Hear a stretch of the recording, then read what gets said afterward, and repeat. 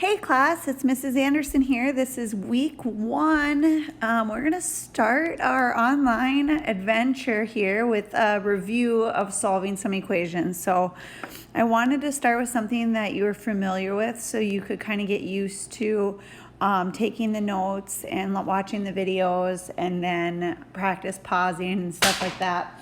And then kind of go from there as we move into, we'll do a little bit more review next week, and then we're going to really jump into graphing those lines and stuff as we go. So week 1, review solving equations. So we're going to start by solving some one-step equations. So if you have the draw tab at the top, that's what, if you're going to use your pen, that's what you're going to want to go under too. And then I like to change up my colors. So those are the colors I have. All right, so solving this one-step equation here in A. X plus 6 equals 10. Remember, we have to do the inverse of adding 6 would be subtracting 6 on both sides. And so X on the left equals 10 minus 6 is 4. And then you are going to turn in your notes and your homework. It's going to be all together, and that's going to give you points for participating in the video and taking notes, as well as then your homework points. So it'll be kind of two sets of points there. So it's really important that if I'm writing it down, you're following along and writing it down as well. Okay, B. Here we have a -3. It's kind of like if you had X minus 3. So the opposite of -3, or the inverse, would be to add 3. Then be careful, -9 plus 3, -9 plus 3 positives is going to be -6. So here we get X equals -6.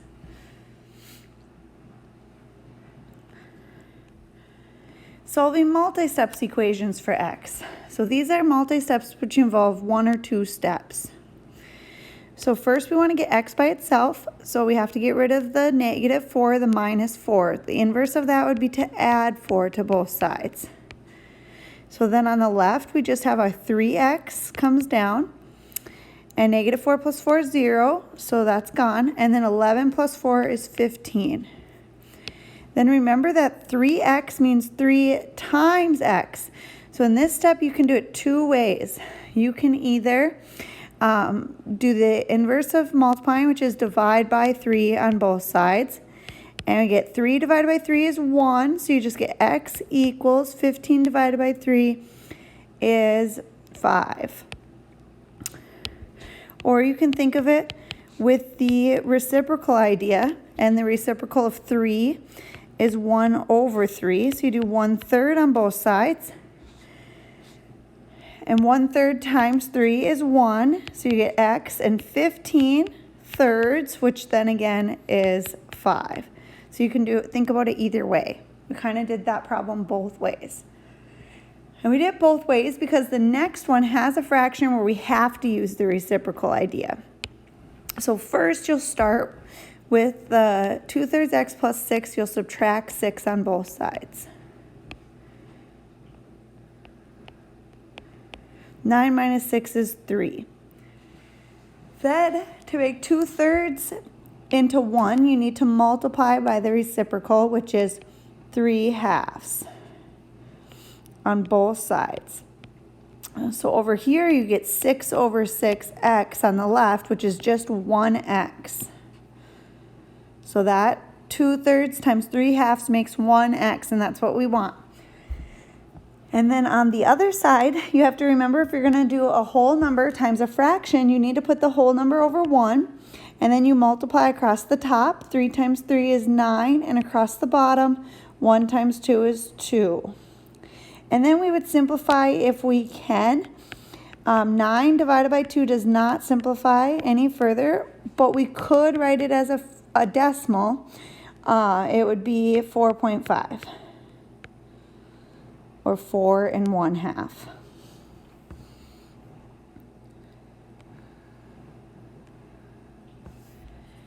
Okay. So a couple more review multi-step problems here. If I'm going too fast at all, remember it's a video, so you can pause it and then kind of keep working, or pause as you need. So in C, the first step would be to use your distributive property. So multiply in 2 times x would be 2x. 2 times positive 5 would be positive 10. And then we have 14 on the other side. Then continue to solve. So inverse of positive 10 is to subtract 10 on both sides. So 2x equals 4. And then divide by 2 or multiply by a half. So x equals 2 would be your final answer.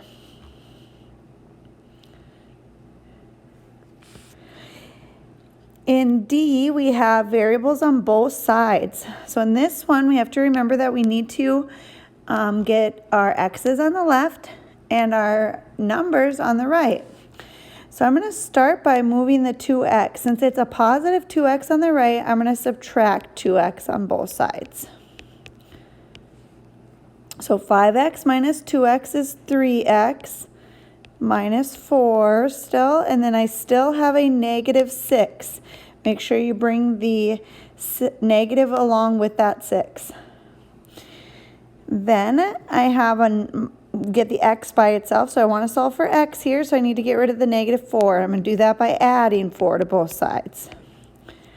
So then it's 3x, and negative 6 plus 4 is negative 2. Then finish off by dividing by 3. And since 3 does not go into 2 evenly, we're going to leave that as negative 2/3. Here, 3 over 3 is 1. As a decimal, that is negative 0.6 repeating. So since this one is not an ending decimal like 4.5, we typically prefer to leave it in fraction form, but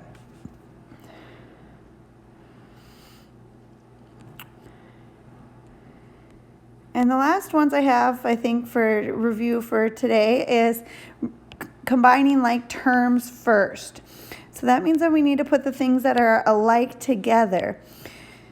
And you put the things that are like on the same side of the equal. So on the left side for A, we have a 3x plus a 2x. Well, 3x plus 2x is 5x.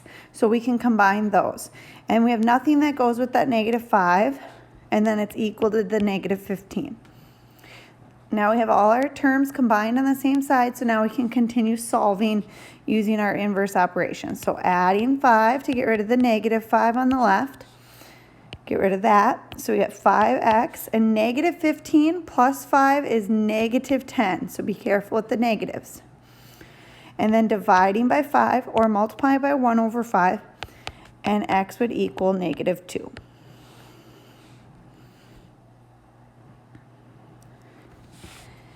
And the last one for today's notes would be B here.